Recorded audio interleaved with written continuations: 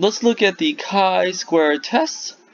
We use the chi-square goodness of fit test to determine how well a set of observed frequencies fit an expected set of frequencies.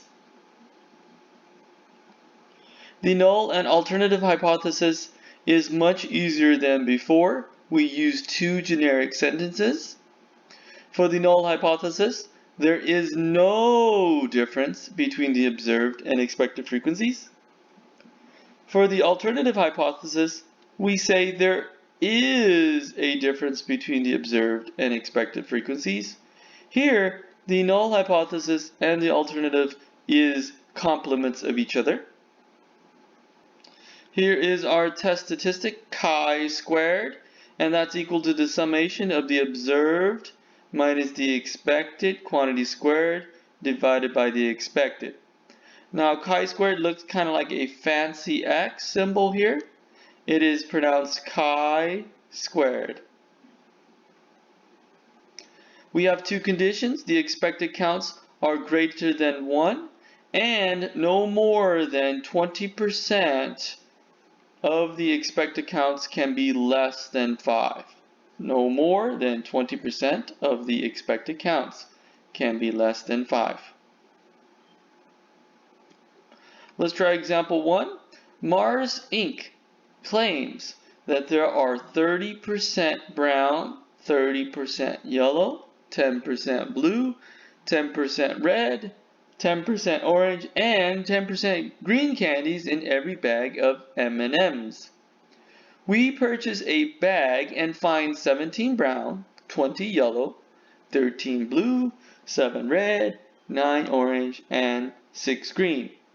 At the alpha equals 0.05 level, can we conclude that the bag that we purchased agrees with the manufacturer's claim? So we'll start with our generic null hypothesis and alternative hypothesis. Remember, for the null hypothesis, we're going to say there's no difference between the observed and expected frequencies. For the alternative hypothesis, we're going to say there is a difference between the observed and expected frequencies. Looking at the problem, we are comparing the manufacturer's claim to the color distribution of the candies.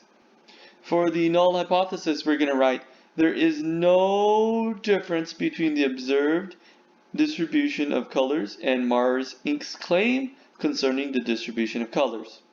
So the key word here is no difference, and we're talking about the observed and the expected frequencies. For the alternative hypothesis, we're going to say there is a difference in the distribution. In step 2, we're going to state alpha. Alpha is equal to 0.05, and that is given in the problem. Before we try the question on the computer, we have to find the expected counts. We know there are 17 brown, 20 yellow, 13 blue, 7 red, 9 orange, and 6 green. That's from the observed bag of candies that we did. Now we need to find what is expected in that bag of candies.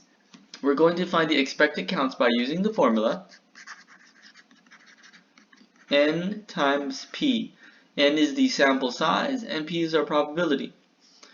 We know there is 72 candies all together, so that is our sample size. That's N. We're going to take N and multiply it by the probability.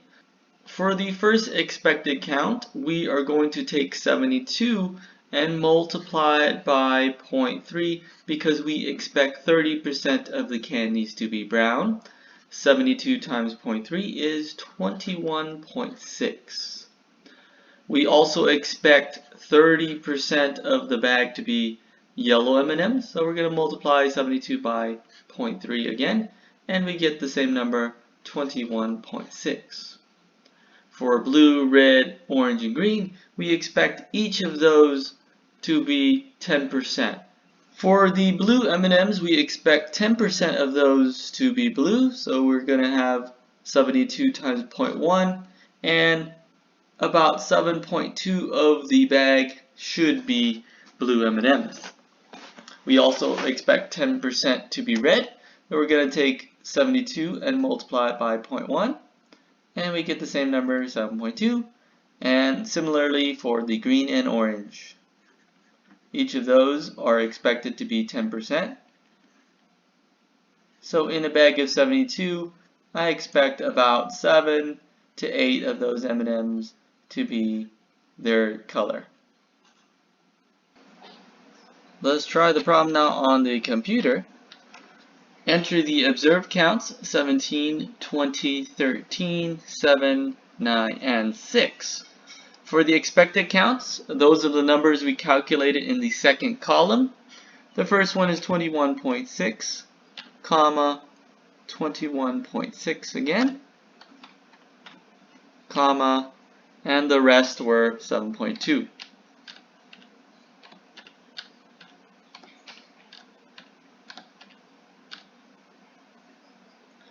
Click calculate, and here's our chi-squared statistic, 6.43, and our p-value is about 0.266.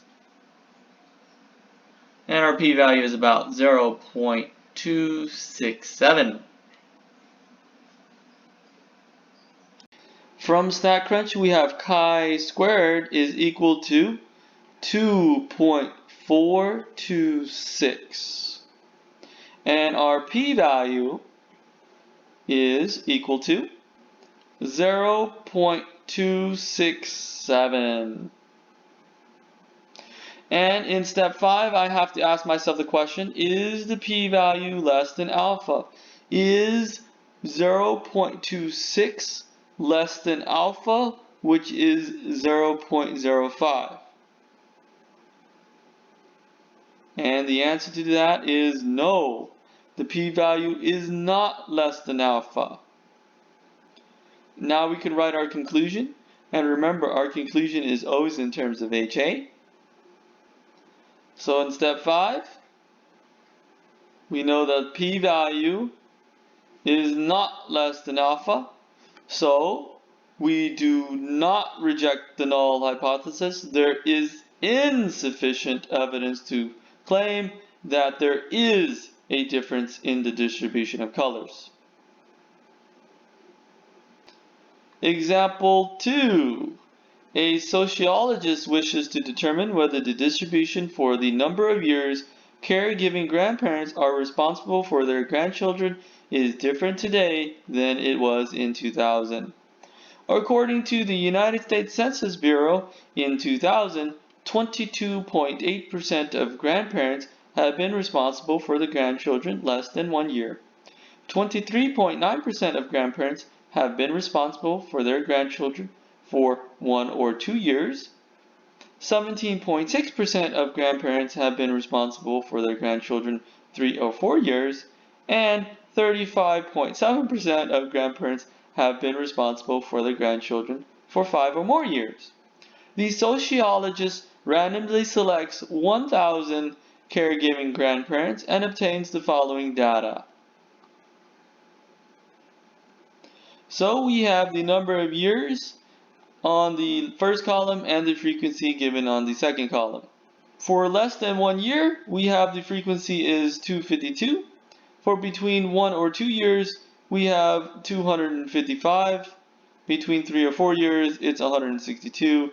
And finally, 5 or more years, we have 331 individuals. So let's start step 1. In step 1, we're going to state our generic null hypothesis and our generic alternative hypothesis again. We're going to say the distribution for the number of years caregiving grandparents are responsible for their grandchildren is the same today as it was in 2000. Remember, for the null hypothesis, we have to say there is no difference, so we're claiming it is the same today as it was in 2000. The alternative hypothesis is the complement to this. So we're going to put the distribution for the number of years caregiving grandparents are responsible for their grandchildren is different today than it was in 2000. So the key word here is different. That's the only difference between the null and alternative hypothesis here. Step 2, we're going to state alpha. Alpha is 0.05. Step 3 and 4, we'll go to Statcrunch for those values. Let's try the question on the computer. Enter the observed counts 252, 255, 162, and 331. Now for the expected counts, use the numbers we calculated from the second column, and those were 228,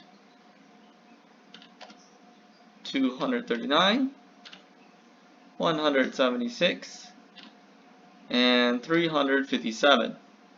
Click calculate, and here is our chi-squared statistic, 6.605, and our p-value 0.086. From Statcrunch, we have chi-squared is equal to 6.605, and the p-value is equal to 0.0856. Now for step 5, we always ask the same question. Is the p-value less than alpha? Is 0.0856 less than alpha? It is not less than alpha. So we can now finish step 5. In step 5, since the p-value is not less than alpha, we do not reject the null hypothesis. There is not enough evidence to conclude that the distribution for the number of years caregiving grandparents are responsible for their grandchildren is different today than it was in 2000. Notice the conclusion here is in terms of HA.